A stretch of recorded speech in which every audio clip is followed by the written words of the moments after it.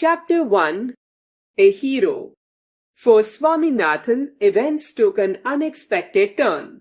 Father looked over the newspaper he was reading under the hall lamp and said, Swami, listen to this news. It is about the bravery of a village lad who, while returning home by the jungle path, came face to face with a tiger.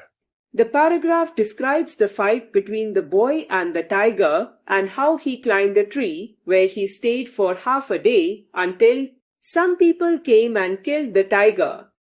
Swaminathan remarked, I think he must be a very strong and grown-up person, not at all a boy. How could a boy fight a tiger? You think you are wiser than the newspaper? Father sneered. A man may have the strength of an elephant and yet be a coward, whereas another may have the strength of a straw. But if he has courage, he can do anything. Courage is everything. Strength and age are not important. Swami disputed this theory. How can it be, Father? Suppose I have all the courage. What could I do if a tiger should attack me? Leave alone strength. Can you prove you have courage? Let me see if you can sleep alone tonight in my office. A frightful proposition, Swaminathan thought. He had always slept beside his granny, and any change in this arrangement kept him trembling and kept him awake all night. He hoped at first that his father was only joking. He mumbled weakly, From the 1st of next month I'll sleep alone, Father. No, you must do it now. It is disgraceful sleeping beside granny or mother like a baby. You are in the second standard, and I don't at all like the way you are being brought up, he said, and looked at his wife, who was rocking the cradle. Why do you look at me while you say it? She asked. Swaminathan's father sat gloomily gazing at the newspaper on his lap. Swaminathan rose silently and tiptoed to his bed in the passage. Presently father came and stood over him. Swami, get up, he said. He looked like an apparition in the semi-darkness of the passage. Swaminathan stirred and groaned as if in sleep. Father said, Swami, get up. Granny pleaded. Why do you disturb him? Swami, get up. He said, for the third time, and Swaminathan got up. Come with me. Swaminathan looked at his granny, hesitated for a moment, and followed his father into the office room. On the way, he threw a look of appeal at his mother, and she said, Why do you take him to the office room? He can sleep in the hall, I think. I don't think so. Father said, and Swaminathan slunk behind him with bowed head. Let me sleep in the hall. Father, he pleaded. Your office is very dusty, and there may be scorpions behind your law books. There are no scorpions, little fellow. Sleep on the bench if you like. Can I have a lamp burning in the room? No, you must learn not to be afraid of darkness. It is only a question of habit. You must cultivate good habits.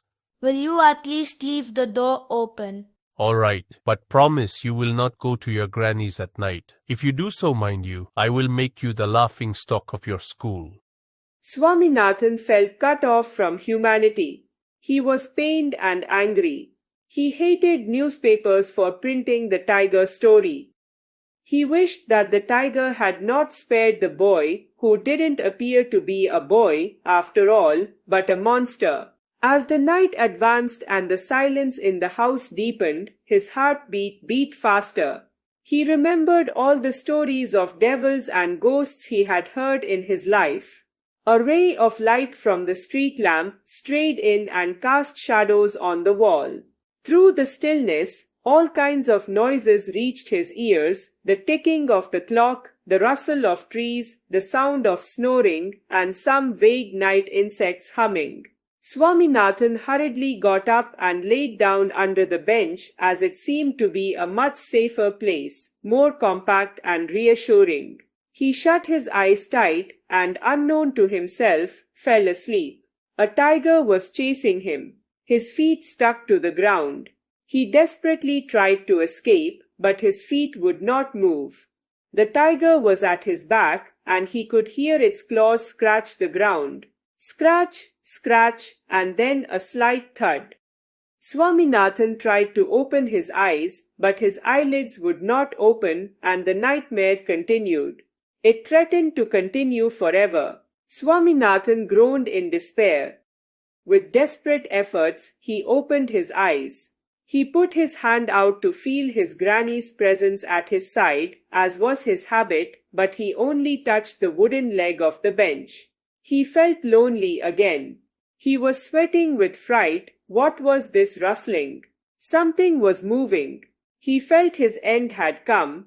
He realized that the devil would presently pull him out and tear him, so why should he wait? As it came nearer, he hugged it with all his might and used his teeth on it like a mortal weapon. Ayyo, something has bitten me. An agonized, thundering cry went forth and was followed by a heavy tumbling and falling amid the furniture. In a moment, father, the cook, and a helper came in, carrying lights. All of them fell on the burglar, who lay amid the furniture with a bleeding ankle. Congratulations were showered on Swaminathan the next day. His classmates looked at him with respect, and his teacher patted his back. The headmaster said that he was a true hero. Swaminathan had bitten into the flesh of one of the most notorious housebreakers of the district, and the police were grateful to him for it. The inspector said, "Why don't you join the police when you grow up?" Swaminathan said for the sake of politeness, Certainly. though he had quite made up his mind to be an engine driver, a railway guard, or a bus conductor later in life. When he returned home from the club that night, father asked, Where is the boy? He is asleep. Where is he sleeping? In his usual place, Mother said casually. he went to bed at 7:30. Sleeping beside his granny again. Father said. No wonder he wanted to be asleep before I could return home, clever boy. Mother lost her temper.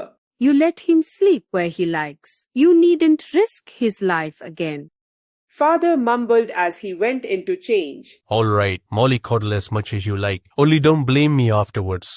Swaminathan, following the whole conversation from under the blanket, felt tremendously relieved that his father was giving in on him.